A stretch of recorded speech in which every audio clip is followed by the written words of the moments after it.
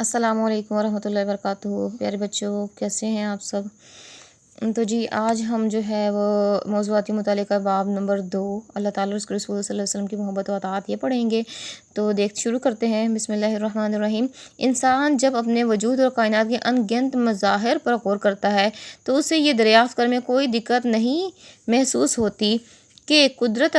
رکھنے، پرورش کرنے اور حکمت و دانائی والی ذات ضرور موجود ہے، جو ان تمام پر حکمران ہے اور انہیں قوت عطا کر رہی ہے اور بڑھنے کی صلاحیت بخش رہی ہے، اور یہ کہ وہ قدیر ہے یعنی کہ قدرت رکھنے والا ہے، خالق ہے یعنی تخلیق کرنے والا ہے، رب ہے پالنے والا ہے، حکیم ہے یعنی حکمت والا ہے کہ اس قدر وسیع کائنات کو حکمت سے چلا رہا ہے۔ انسان سوچتا ہے کہ جب ایک کرسی، ایک میز اور ایک مٹی کا پیالہ بھی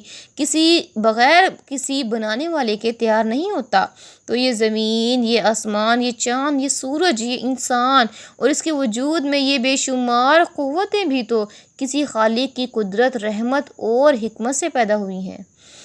انہی یعنی کہ یہ اللہ تعالیٰ کی قدرت کاملہ کے بغیر پیدا نہیں ہو سکتی۔ یہ قدرت اور حکمت اس کے وجود کے لیے دلیل بھی ہے، اور اس کی تسلیم کرنے سے حیات انسانی اور وجود کائنات کو درست ادراک بھی حاصل ہوتا ہے۔ یہ اللہ تعالیٰ کی یعنی کہ انسانی زندگی کو اور کائنات کا جو ہے ہمیں درست طور پہ جو ہے صحیح معنوں میں جو ہے علم بھی حاصل ہوتا ہے۔ یہ اللہ تعالیٰ کی ذات ہی ہے جس کی تخلیق کے جلوے ہر جگہ نمایاں ہے، یعنی کہ اللہ تعالیٰ کی تخلیق یعنی کہ اللہ تعالیٰ کی پیدا کرنے کی صلاحیتیں ہیں وہ ہر جگہ بھی ہمیں دکھائی دیتی ہیں۔ ہم تو ایک جو ہے وہ ایک ذرہ بھی نہیں بنا سکتا، کوئی انسان جو ہے وہ ایک مکھی کا پر بھی نہیں بنا سکتا، لیکن اللہ تعالیٰ کی قدرت کے جلوے ہیں، اللہ تعالیٰ کی تخلیق کے جلوے ہر جگہ پہ نمایاں ہیں، ہر جگہ بھی آیا ہے کہ اللہ تعالیٰ نے کیا کتنی خوبصورت چیزیں بنائیں، کتنے انسان، کتنے حشرات، کتنی ہی جو ہے مخلوقات کو پیدا فرمایا۔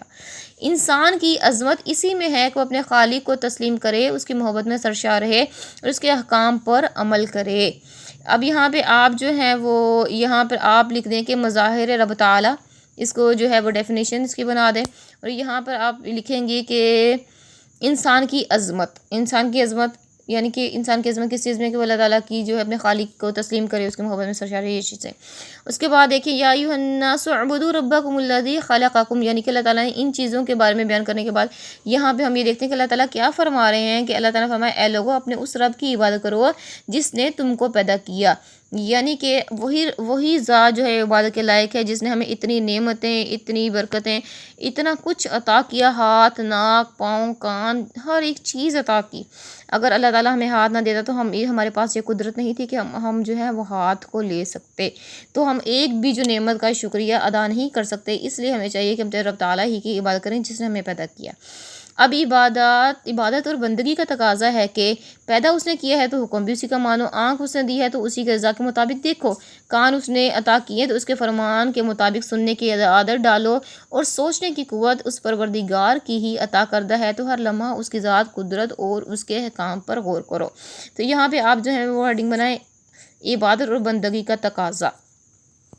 اس کے بعد ہے اللہ تعالیٰ کے ساتھ محبت، تو سوچ کا یہ درست زاویہ محبت الہی کی دعوت دیتا ہے۔ یہاں پہ آپ بنا لیں سوچ کا درست زاویہ، یعنی کہ اللہ تعالیٰ ہی سے محبت کا جو ہے ہمیں وہ دعوت دیتا ہے کہ ہم اللہ تعالیٰ ہی سے محبت کریں، کہ کسی کا ایک معمولی حسن سلوک ساری زندگی جو ہے وہ ساری عمر کی احسان مندی کا باعث بنتا ہے، تو جو زندگی بخشتا ہے اس کے لیے ساری عمر محبت کے جذبے پروان کیوں نہ چڑھیں۔ یہاں پہ آپ یہ بنائیں کہ سوچ کا درست زاویہ دیکھیں کہ اگر کوئی بندہ ہماری زندگی میں چھوٹا سا احسان کر دے، ہم ساری زندگی اس کے احسان مند رہتے ہیں، لیکن وہ ذات جس نے ہمیں اتنی نعمتیں عطا کی ہیں، گھر دیا، رشتے دیے، ہمارے جسم میں دیکھیں تو اتنی نعمتیں اللہ تعالیٰ نے عطا کی، تو وہ ذات تو سب سے زیادہ محبت کے لائق ہے۔ پھر دیکھیں اسی طرح سے اللہ تعالیٰ نے فرمایا والذین آمنوا اشد حبا للہ، یعنی کہ ایمان والوں کی یہاں پہ ایک صفت بیان کی جا رہی ہے کہ جو لوگ ایمان والے ہیں وہ اللہ تعالیٰ سے بہت زیادہ محبت کرنے والے ہیں، یعنی کہ جو لوگ ایمان لے آئے وہ اللہ تعالیٰ سے بہت محبت کرنے والے ہیں۔ ایمان کی تکمیل جو ہے وہ محبت کے بغیر ممکن نہیں، کیونکہ جس عمل میں محبت کی کار فرمائی نہ ہو وہ کھوکھلا اور بے توفیق ہوتا ہے، اس کام میں، اس عمل میں جو ہے وہ دل نہیں ہوتا، یعنی کہ وہی عمل جو ہے، وہی کام جو تکمیل میں ہوتا ہے، تکمیل کو پہنچتا ہے جس کے اندر محبت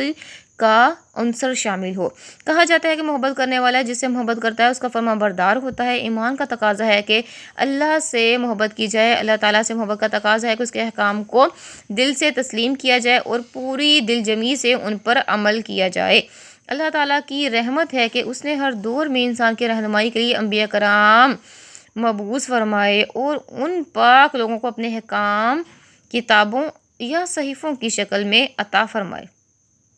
اسی طرح ہمارے نبی حضرت محمد صلی اللہ علیہ وسلم اس سلسلہ ہدایت کی آخری پیغمبر ہیں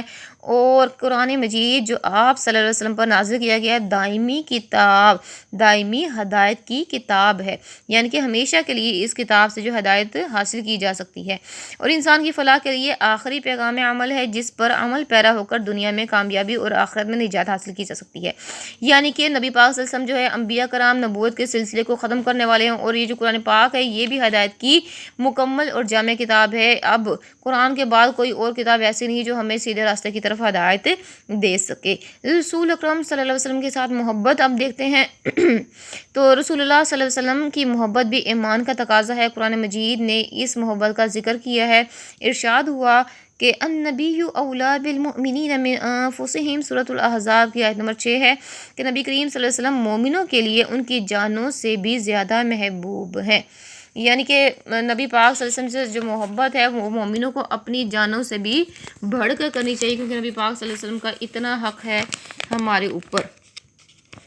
تو جی اسی طرح سے آگے دیکھیں، مومنوں کو جان اور رسول صلی اللہ علیہ وسلم کی محبت و اطاعت میں سے انتخاب کرنا پڑے تو ان کو جان دے کر بھی محبت کا رشتہ برقرار رکھنا ہے۔ یعنی کہ اگر ہم فیصلہ آ جائے ہماری جان یا نبی پاک صلی اللہ علیہ وسلم کی محبت کا تو ہمیں اپنی جان کی فکر نہیں کرنی بلکہ نبی پاک صلی اللہ علیہ وسلم کی محبت کے اوپر جو ہے کٹ مرنا ہے۔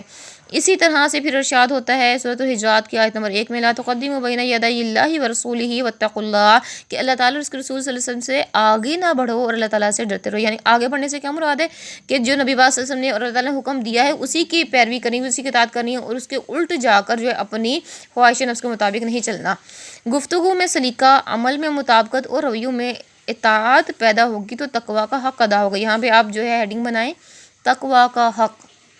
اس لیے ضروری ہے کہ اللہ تعالیٰ کے احکام اور رسول اللہ صلی اللہ علیہ وسلم کے ارشادات جاننے کی کوشش کی جائے۔ نبی کریم صلی اللہ علیہ وسلم کا ارشاد ہے لا یؤمن احدکم حتی اکون احب الیہ من والدہ وولدہ والناس اجمعین۔ نبی پاک صلی اللہ علیہ وسلم فرمایا کہ تم میں سے کوئی شخص ایمان والا اس وقت تک نہیں ہو سکتا جب تک میں اسے اپنے آباؤ،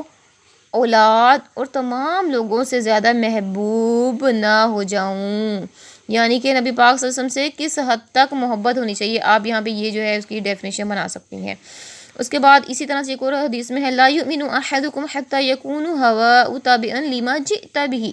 کہ تم میں سے کوئی اس وقت تک ایمان والا نہیں ہو سکتا جب تک اس کی خواہشات ان احکام کے تابع نہ ہو جائیں جو میں لایا ہوں۔ اس سے معلوم ہوا کہ محبت جو ہے وہ کس چیز کا تقاضا کرتی ہے، اطاعت کا تقاضا کرتی ہے۔ اگر ہم محبت کرتے ہیں تو ہمیں چاہیے کہ ہم جو ہے اطاعت کریں اللہ کی اور اس کے رسول پاک صلی اللہ علیہ وسلم کی۔ اسی طرح سے یہاں پر کچھ پوائنٹ بیان کیے جا رہے ہیں، اس سے معلوم ہوا کہ محبت کا تقاضا ہے کہ اب یہاں پہ محبت کے جو تقاضے وہ بیان کیے جا رہے ہیں کہ اللہ تعالیٰ اور رسول اللہ صلی اللہ علیہ وسلم سے محبت میں کوئی شریک نہ ہو، کہ ان کے ساتھ محبت جو جیسی کی جائے کسی اور کے ساتھ ویسے محبت نہ کی جائے۔ رسول اللہ صلی اللہ علیہ وسلم کی محبت تمام رشتوں اور تمام تعلقات سے بڑھ کر ہو۔ نبی پاک صلی اللہ علیہ وسلم اور اللہ تعالیٰ سے جو محبت ہے وہ ایسی ہو کہ کسی اور چیز کی وجہ سے ہم اس محبت کو ترک نہ کریں، اس کی کسی اور کے لیے جو ہے ہم ان محبت میں جو ہے وہ کمی نہ کریں۔ اسی طرح سے رسول اللہ صلی اللہ علیہ وسلم سے محبت کا لازمی نتیجہ یہ ہو کہ آپ صلی اللہ علیہ وسلم کے ارشادات کو تمام ذاتی پسند ناپسند پر ترجیح حاصل ہو۔ اسی کے بارے میں قرآن مجید میں اللہ تعالیٰ نے فرمایا، یعنی کہ نبی پاک صلی اللہ علیہ وسلم کی محبت ایسی ہونی چاہیے کہ ہماری پسند ناپسند اس کے اندر شامل نہ ہو، بلکہ صرف یہ ہو کہ نبی پاک صلی اللہ علیہ وسلم نے یہ فرما دیا ہے تو ہم نے اس کو کرنا ہے۔ جیسے کہ نبی پاک اللہ تعالیٰ نے فرمایا اطیعوا اللہ واطیعوا الرسول ولا تبطلوا اعمالکم، کہ یہ سورۃ محمد کی آیت نمبر 33 ہے کہ اللہ اور اس کے رسول پاک صلی اللہ علیہ وسلم کی جو ہے وہ اطاعت کرو، اپنے اعمال ضائع نہ کرو۔ یعنی کہ عدم اطاعت کی صورت میں اگر ہم اطاعت نہیں کریں گے تو ہمارے اعمال ضائع ہونے کا خدشہ ہے، جیسے کہ یہاں پہ بھی لکھا ہے کہ اطاعت کے بغیر اعمال ضائع ہو جاتے ہیں۔ اسی طرح سے اب اطاعت کیا ہے یہ دیکھ لیتے ہیں۔ اللہ تعالیٰ سے محبت کا دعویٰ تو کیا جا سکتا ہے مگر اس کا ثبوت کیسے دیا جائے، یہ سوال ہر انسان کے ذہن میں پیدا ہوگا۔ اللہ تعالیٰ کا جو ہے کرم ہے کہ اس نے خود اس کا راستہ بتا دیا۔ ارشاد ہوا قل ان کنتم تحبون اللہ فاتبعونی یحببکم اللہ ویغفر لکم ذنوبکم واللہ غفور رحیم۔ سورۃ آل عمران کی آیت نمبر 31 میں اللہ تعالیٰ نے فرمایا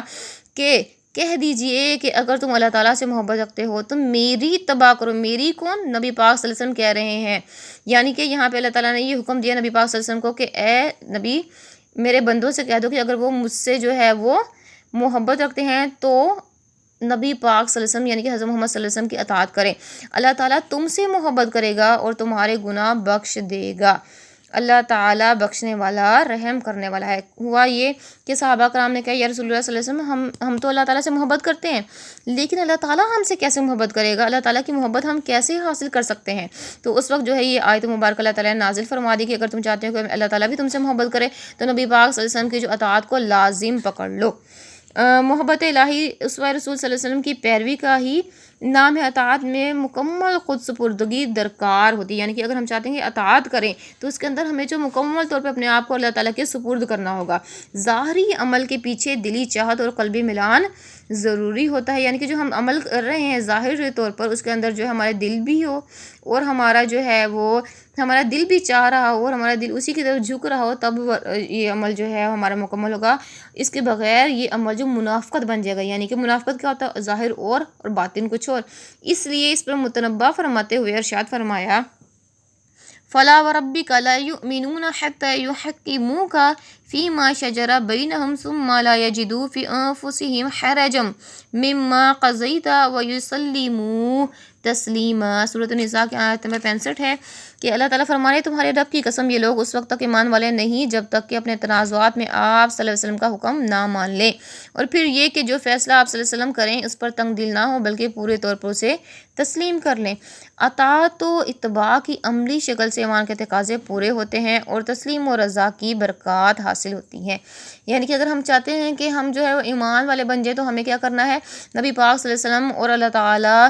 ہی کے احکامات کو جو ہے وہ اپنے لیے ہر حال میں تسلیم کرنا ہے، اور اگر ہمارا کوئی تنازع ہو جاتا ہے جو نبی پاک صلی اللہ علیہ وسلم فیصلہ کریں اسی کو ماننا ہے، اور پھر اس فیصلے کے اوپر جو اپنے دل کے اندر کوئی حرج یا تنگی محسوس نہیں کرنی بلکہ خوش دل ہو کر جو ہے اسے ماننا ہے۔ اس کے ساتھ اب آگے ہم دیکھتے ہیں ختم نبوت کے بارے میں کچھ ایکسپلین کیا جا رہا ہے۔ تو حضور اکرم صلی اللہ علیہ وسلم جو ہے پوری انسانیت کے لیے ابدی صحیفہ ہدایت لے کر تشریف لائے جو کہ قرآن پاک ہے۔ آپ صلی اللہ علیہ وسلم کی جو ہے تشریف آوری سے ہدایت کا سلسلہ اپنے اتمام یعنی کہ اپنے خاتمے کو پہنچا، اور اختتام کو بھی کہ یعنی کہ اتمام مکمل ہوا اور اختتام خاتم یعنی کہ ختم بھی ہو گیا، جیسے کہ ارشاد ہے الیوم اکملت لکم دینکم واتممت علیکم نعمتی ورضیت لکم الاسلام دینا۔ اللہ تعالیٰ فرمانے آج میں نے تمہارے لیے دین مکمل کر دیا، تم پر اپنی نعمت تمام کر دی اور تمہارے لیے اسلام کو بطور دین پسند کیا، یعنی کہ دین جو ہے وہ مکمل ہو گیا۔ حدیث میں آتا ہے کہ اگر اس آیت کے آ جانے کے بعد کسی شخص نے کہا کہ یہ کام بھی کر لینا جو ہے وہ نیکی اور ثواب کا کام ہے، تو گویا وہ اس طرح سے جیسے اس نے نبی پاک صلی اللہ علیہ وسلم کے اوپر تہمت لگائی کہ نبی پاک صلی اللہ علیہ وسلم نے جو ہے دین یا اسلام پورا جو ہے وہ نہیں پہنچائی۔ اس لیے اس آیت کے آ جانے کے بعد ہم کوئی نئی چیز دین کے اندر نہیں گھڑ سکتے۔ دین مکمل، نعمت مکمل اور اسلام پر رضا الہی کا اظہار رسول اکرم صلی اللہ علیہ وسلم کے آخری نبی اور رسول ہونے کا اعلان ہے کہ اب کسی اور نبی کی ضرورت نہیں رہی، اس لیے کہ احکام الہی مکمل ہو گئے۔ اب اس پر رسول صلی اللہ علیہ وسلم کو تاابد مشعل راہ بنانا ہے اور اس پیغام الہی کو اپنا دستور حیات سمجھنا ہے۔ یہ انسان کے لیے شرف بھی ہے کہ اب اسے دائمی ہدایت کا اہل گردانا گیا اور اس کو مرکز آشنا کر دیا گیا، یعنی کہ مرکز بتا دیا گیا کہاں سے وہ ہدایت حاصل کرے گا، کیونکہ رسول اکرم صلی اللہ علیہ وسلم سے قبل انبیاء کرام جو ہے وہ علاقوں، قبیلوں یا خاص قوموں کی طرف مبعوث ہوتے تھے، اس لیے مختلف معاشرے تشکیل پاتے رہے۔ آپ صلی اللہ علیہ وسلم کی آمد سے بین الاقوامیت کا یعنی کہ قوموں کے درمیان ایک تعلق قائم ہوا، اور پھر ایک مرکز، ایک اسوہ اور ایک صحیفہ ہدایت نے نسل انسانی کو وحدت یعنی کہ سارے کے سارے اکٹھے ہو گئے، واحد قوم کی شکل میں آ گئے۔ قرآن مجید میں ہے قُلْ يَا أَيُّهَا النَّاسُ إِنِّي رَسُولُ اللَّهِ إِلَيْكُمْ جَمِيعًا۔ سورہ اعراف میں اللہ تعالیٰ نے فرمایا کہ فرما دیجئے کہ اے لوگوں میں تم سب کی طرف اللہ تعالیٰ کا رسول بن کر آئے ہوں، یعنی کہ مجموعی طور پر کسی ایک نسل یا قوم کی طرف نہیں بلکہ اللہ تعالیٰ نے سب کی طرف، پوری دنیا کی طرف نبی پاک صلی اللہ علیہ وسلم کو جو مبعوث فرمایا۔